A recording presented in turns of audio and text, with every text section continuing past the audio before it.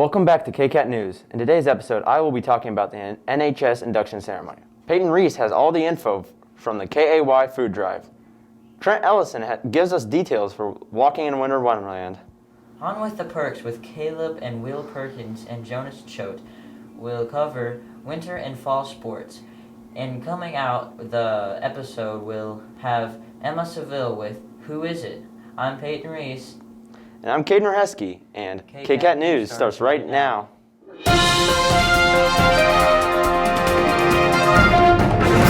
On Monday, November 9th, the NHS inducted 25 new members into their chapter. Caden has the rest of the story. Hello, I'm Caden Reheske, and today I caught up with the NHS committee to talk about the induction ceremony. Eligible for NHS, you have to have a 3.5 GPA at the end of your sophomore year. And we basically will send out an invitation to anyone with a 3.5 GPA or higher to, they will be invited to fill out the packet for potential induction. And then we have a committee that goes through those packets. Okay. Mrs. Connolly, go through that. Okay, so the NHS committee, we have teachers from pretty much every department that represent a very wide variety of what kids would know or in like what circumstances we would see kids. And so they read through the essays, and what they're looking for is this somebody who is capable of committing to service even if they haven't done it yet? Is it someone who's a strong leader, whether that's a quiet leader or a more outspoken leader?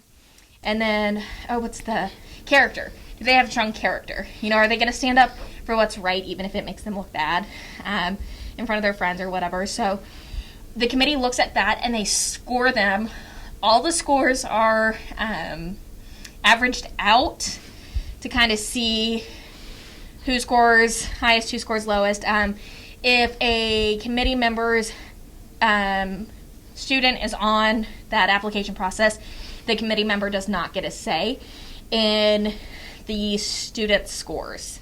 So like when my daughter this year was on the ballot for induction, I did not get to be in on that conversation. So I had to sit out, and then I got to come back in when they finished making that decision on her. And then, so once the committee makes their decision, and it's not just on those scores, we then also sit down together and go over individually every single person on that list to decide if, even if they scored low, do we really think that they are capable of handling everything based on personal knowledge of the student versus just their papers that they turned in for us. Right, like, because they might be nervous with writing it, and we're not seeing the full spectrum of who that kid is and what they're capable of. And sometimes we have kids that look really good on paper that have made a couple of mistakes in the previous, like their sophomore year, where their character was tarnished and they don't make it into NHS, but we let them know that there is another chance. If they can improve their character throughout the next year, then they have another opportunity to get back in to the organization. And then induction. So induction, normally we have all of the new members and all of the current members come into the auditorium one evening with their families, and we go through the formal induction process, and it's been that way for probably decades. We have a book that dates all the way back to 1966 that has every person that's been inducted into the Mulvane chapter, has everybody's signature in it. It's really kind of cool and just unique to have that much history with that. This year with COVID, we did have to change it a little bit, so I'll let Ms. Connolly describe that. Okay, so how we changed it, we had to give time slots. We tried to go through the typical ceremony. Unfortunately, one of the problems was the spray wasn't able to join us. That's usually a really nice part of our ceremony. But students came in with a small group of their family. They got to sign their book. They got to hear the opening speech. They got to light their candle. And then they got to recite the pledge. So we kept all those, but it was just one student at a time. And then they came out and had their certificate and a cookie in an area that they could take pictures with their family. And then when the next group came out, they would have to leave and let that group do it. And we videoed all of those, so we're going to put together, actually one of KCAT members is in NHS, and he's going to help put together a video for all of that. And hopefully we'll get a video of Esprit singing so we can put that in the video, as well as we normally have a speaker that comes and does a kind of a motivational speech as well. So all of that will be done virtually this year, which is different, but hopefully everybody is happy with the results of how we were able to piece it all together. That's all for now. See you back at the desk. On November 16th through the 19th was the annual KAY food drive. Peyton has the results from his food I am drive. Peyton Reese, and today I caught up with Miss Jelnick from the Canned Food Drive, and this is what she had to say. Why do we do the canned food drive? We do the canned food drive to help with families during the holidays that can't afford to purchase their own meals and maybe are struggling to pay bills, so that we can help them out during the holidays. So the canned food drive runs over the course of a week. We have class competition. Freshmen, sophomores, juniors, and seniors all have their own table and boxes. And each day students are asked to bring in different canned food items or dry goods. It could be pasta and boxes of like macaroni and stuff in, and then we count throughout the week. And at the end of the week, we have a winner, and this year's winner was the senior class. What do we do with the cans we get? This year, we're donating all the canned foods to the St. Michael's Catholic Church Food Bank. In the past, we've donated also to the First Baptist Church Food Bank, but due to the level, we had a lack of cans this year. Last year, we had almost 2,000 cans. This year, we only raised a little over 550, which is, with COVID going on, is expected to be lower. So we're just donating to St. Michael's this year to try to fill their food pantry. Do I like doing the canned food drive? I love it. It is so helpful to the community. I love to see our kids get involved and want to help the community in whatever way they can. That's all for now. See you guys back at the desk. On December 5th, Stuco is hosting Walking Through the Winter Wonderland, a COVID-friendly alternative to winter formal. Trent has the details for the event. I will be interviewing Emma Seville and covering the Walking Through a Winter Wonderland event. So due to COVID-19, we weren't able to have winter formal, obviously for obvious reasons. But so instead, Stuco came up with Walking Through Winter Wonderland, where essentially you can bring all your friends that go to MHS and you can dress up formally like you would for winter formal, or you can wear ugly Christmas sweaters, essentially whatever you guys want to wear. And you can come get your pictures taken. So there'll be 4 different backdrops with different themes. So some of them that are like the Christmas trees that are up front in the commons that most people take pictures with, or there'll be a couple out in the courtyard. And then there will also be like a little like treats table where you can get like a candy cane or a piece of chocolate, just something kind of fun. Even though like we can't have winter formal, it's still something to do on that day, and it still can be festive and fun or formal and whatever you guys want to make it to be. So I do not remember specifically who came up with it, but it came up as an idea at one of our Stuco meetings a few months ago.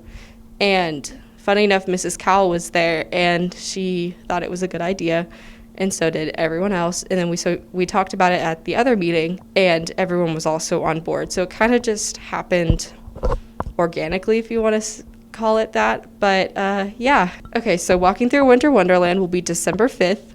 From 7:30 to 9, like normal winter formal time. Be sure to stop by for the Walking Through a Winter Wonderland event. That's all for this week. Trenton Ellison, KCAT News. This week on The Perks, Caleb and will be covering all we need to know about winter sports, and Jonas will recap the fall sports.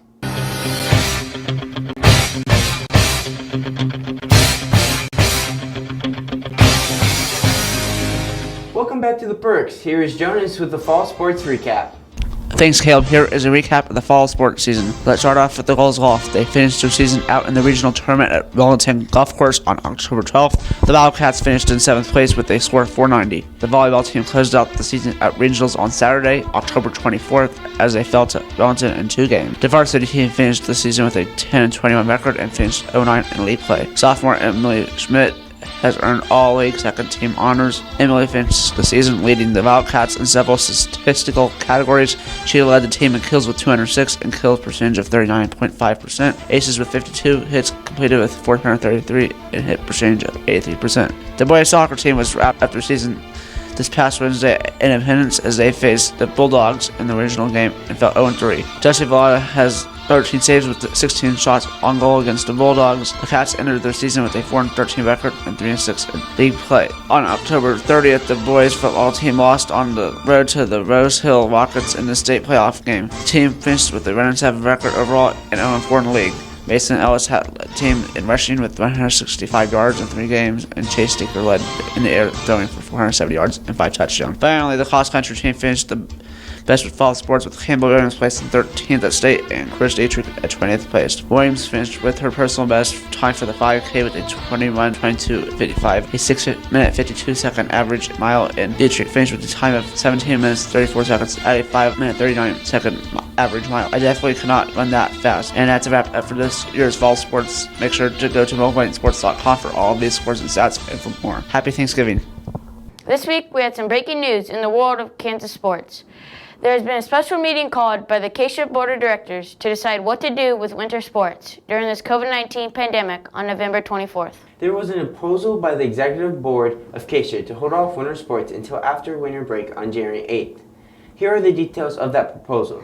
This would include winter sports that have basketball, wrestling, and bowling to push all events until January 8th. There would still be practice until December 23rd, but then there would be an extended practice break until January 3rd instead of December 27th. Then after January 8th, there would be no fans until January 28th. In any event after January 28th, there would be a limit on fans. There would still be COVID-19 protocols and social distancing rules throughout these dates. This would leave the boys and girls basketball with a maximum of 13 games instead of 21 games before the postseason. Wrestling would have a maximum of 12 meets and no more competition points than 20. Lastly, bowling would have a total of 8 days of competition before the postseason. There is big backlash throughout Kansas to stop this proposal, including a group led by a student athlete called Kansas Wants to Play. By the time of this recording, the board of directors are still meeting to decide the proposal. Down here is the results of the meeting.